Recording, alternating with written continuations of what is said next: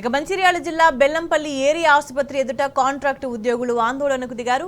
7 నెలలుగా జీతాలు రాక నానా ఇబ్బందులు పడుతున్నామని ఆవేదన వ్యక్తం చేశారు. అధికారులకు ఎన్నిసార్లు విన్నవించుకున్నా పట్టించుకోవట్లేదని ఆగ్రహం వ్యక్తం చేశారు. తమ వేతనాలను వెంటనే చెల్లించాలని డీజీహెచ్ వైద్యులు డాక్టర్ కోటేశ్వర్కు వినతిపత్రం అందజేశారు.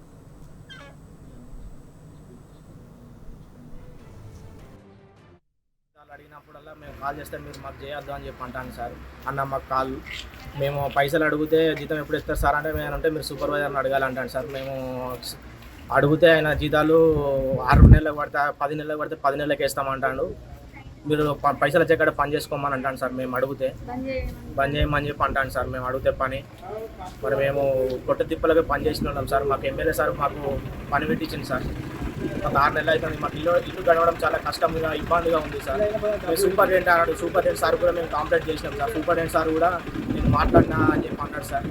కాంట్రాక్టర్ గారు తిరుపతి అని డబ్బులు ఇవ్వకుండా అందరినీ బెదిరిస్తూ ఏమన్నా అంటే మీ పని తీసేస్తా, మీరు ఇష్టం వచ్చిన కాడ చేసుకోవచ్చు, మీ డబ్బులు మీకు ఇచ్చేస్తా అంటున్నాడు.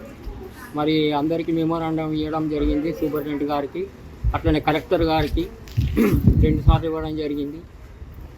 ప్రతి ఒక్కరము చాలా కష్టాలలో ఉన్నాము. ప్రతి ఒక్కరు సమస్యలు ఉన్నాయి.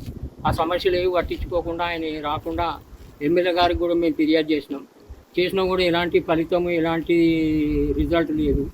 ఆయన ఇష్టం వచ్చినట్టు మాట్లాడి అసలు రావటం లేదు, ఏం లేదు. వచ్చి మా వరకు మేము చేస్తున్నాం. కనీసం మా మీద దయతలిసి మాకు నెలకు సాలరీ వచ్చేటట్టు మేము చూడమని మీకు విన్నపం చేస్తున్నాం. ఎన్ని నెలల బట్టి రావట్లేదు మాది కాంట్రాక్టర్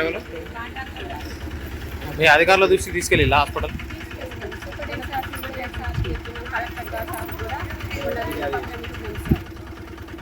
అయినా కూడా సార్ రావట్లేదు, ఇవ్వట్లేదు.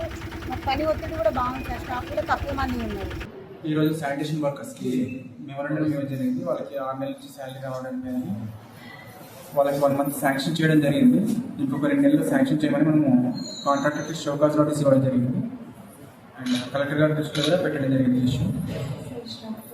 షోకాజ్ నోటీస్కి రిప్లై రావాలని కలెక్టర్ గారి దృష్టికి తీసుకెళ్ళి వాళ్ళకి సత్వర పరిష్కారం జరిగేటట్టు చూస్తాను.